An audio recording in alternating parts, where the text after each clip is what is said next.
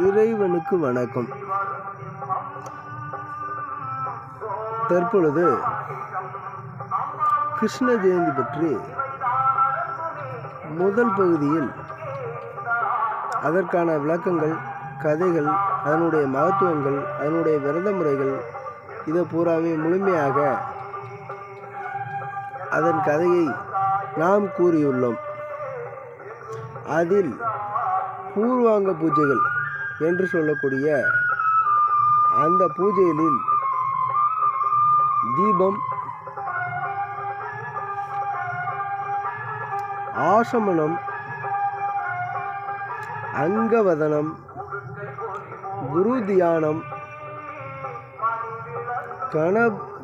குரு தியானம் என்று சொல்லக்கூடிய வரைக்கும் பார்த்துள்ளோம். அதன் பிறகு கணபதி தியானமும் பார்த்துள்ளோம். தற்பொழுது இந்த